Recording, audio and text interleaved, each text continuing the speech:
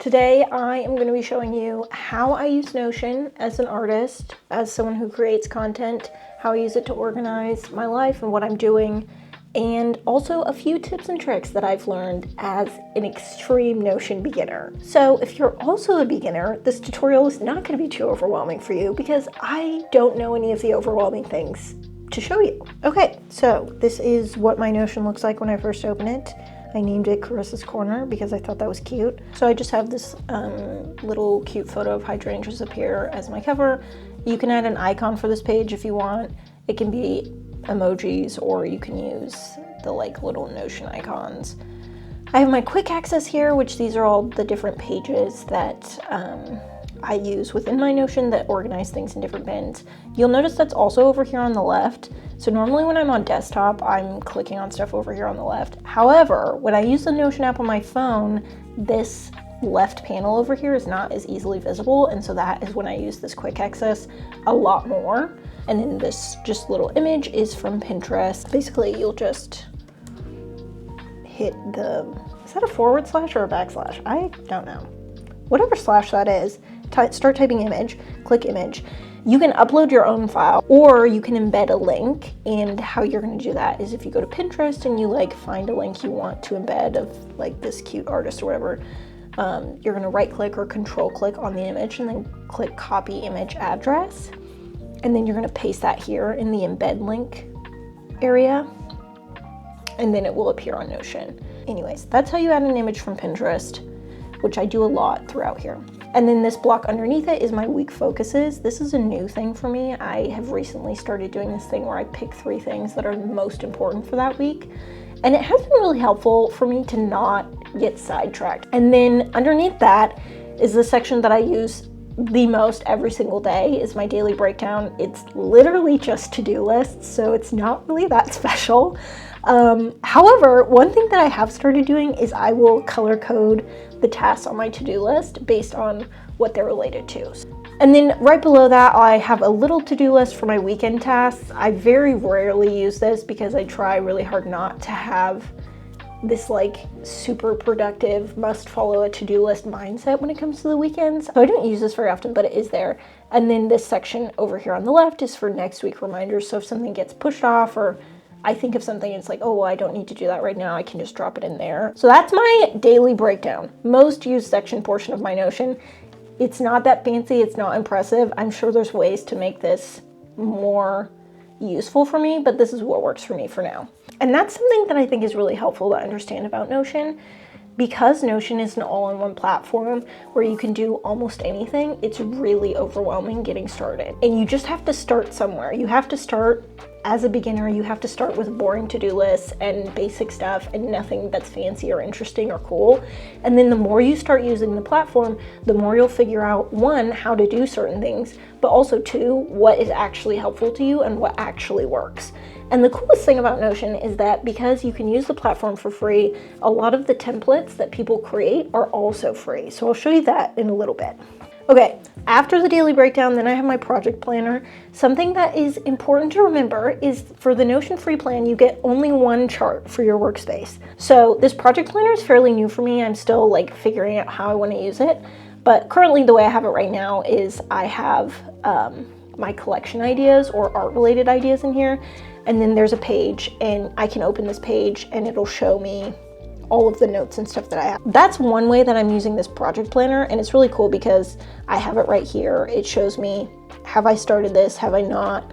You can put a due date on it. I did, but it doesn't really matter that much. Okay, after my project planner, then I have my monthly check-ins. So at the end of the month, I like to check in with different aspects of my life and where I feel like I'm at. And so that's what this is, so that at the end of January, I will fill this out.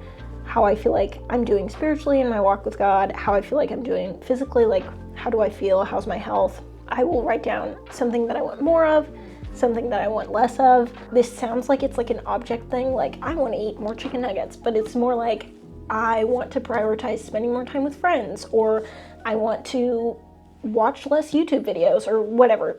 I'll write down a high from the month and a low from the month, something I enjoyed, something I want to remember, and something I'm proud of. The best part about it is at the end of the year, or really anytime I'm feeling reflective, I can go back and look at this, and it gives me a pretty good understanding of how that month went, how I was feeling, and what was going on with my life.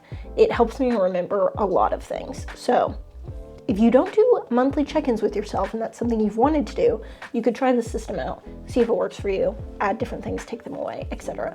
So after my main Karissa's Corner page is my visions and goals page. Again, this is a background from Pinterest. This is the icons that you can change here.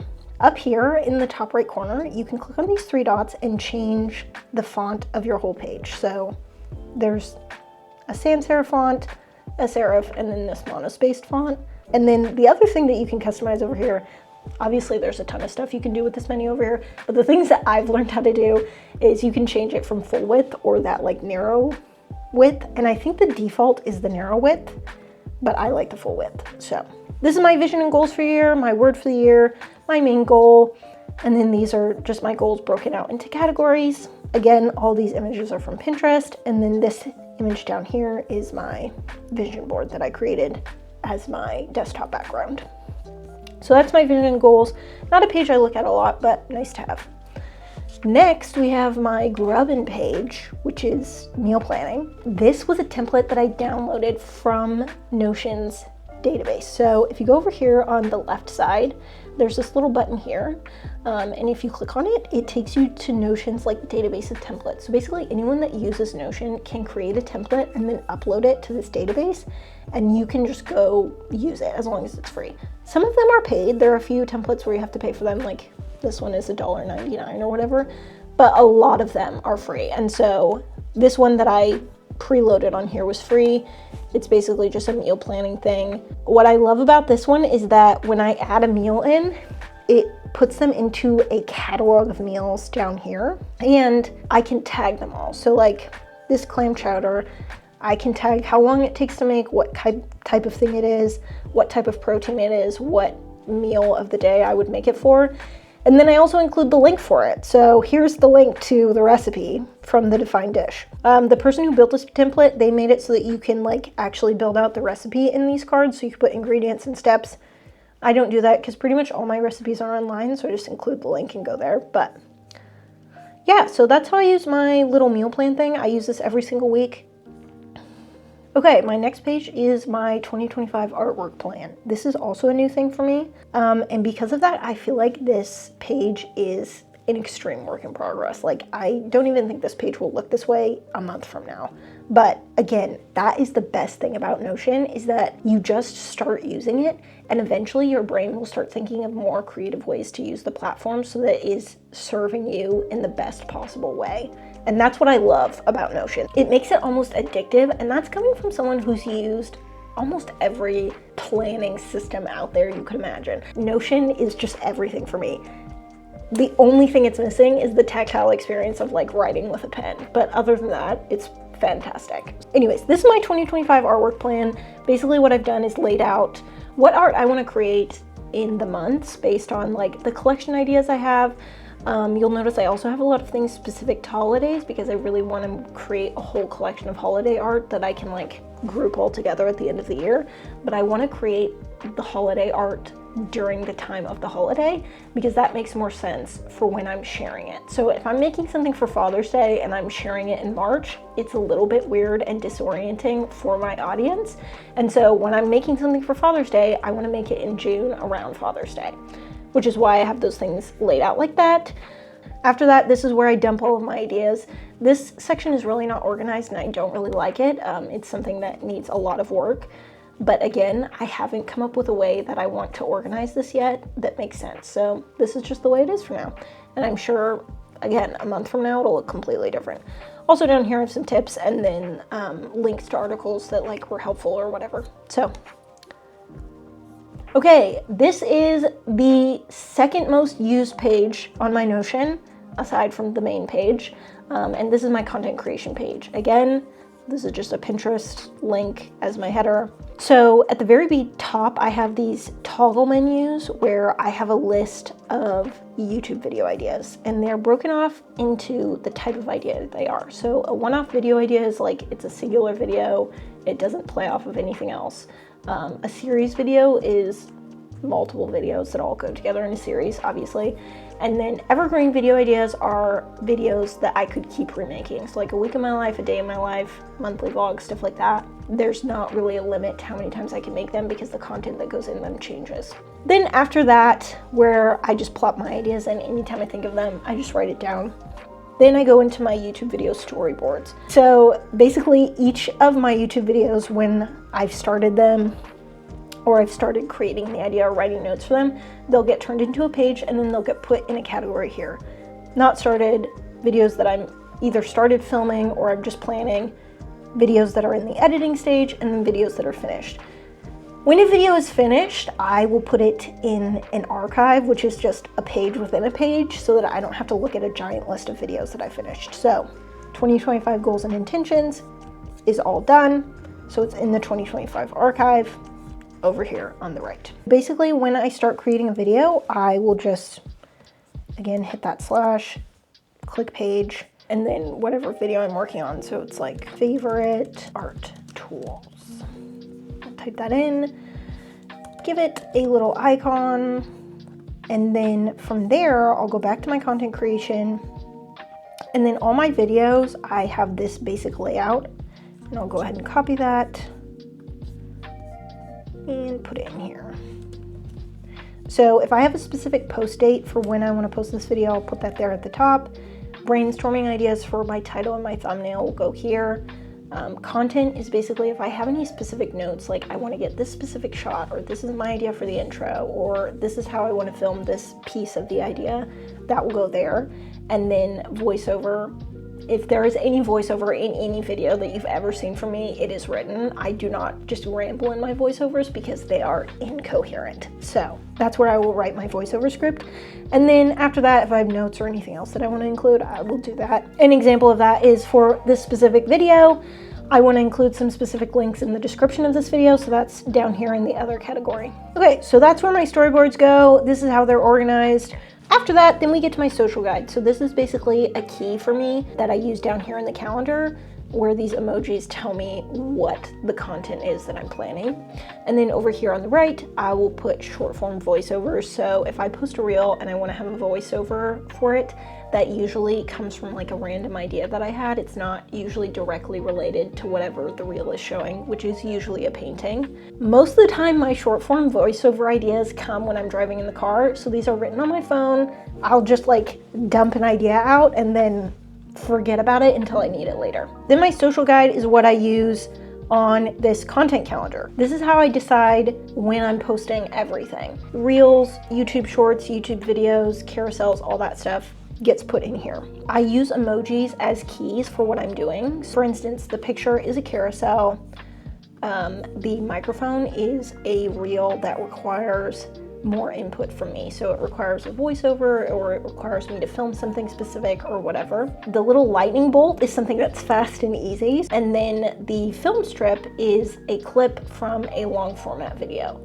And then the last thing is my actual YouTube videos get this like little video camcorder guy. A lot of times for my YouTube video, I will link the page to my YouTube storyboard where I am writing the content for what I want to do. So that's really helpful if I'm just looking in the calendar and I'm like, oh, what is this video supposed to be about? It's right there. The other cool thing is that you can just drag and drop stuff and it doesn't matter, so I can move this to whatever day I want. Okay, and then this is random notes from a video I was watching. So again, the power of Notion, okay? See, this looks like a mess, but I can just copy this text and like put it in a bin or put it in a collapsible list or whatever, and then just make a page that's like YouTube video notes for when I'm trying to learn more. Bam, it's out of my way, but I still have all these notes.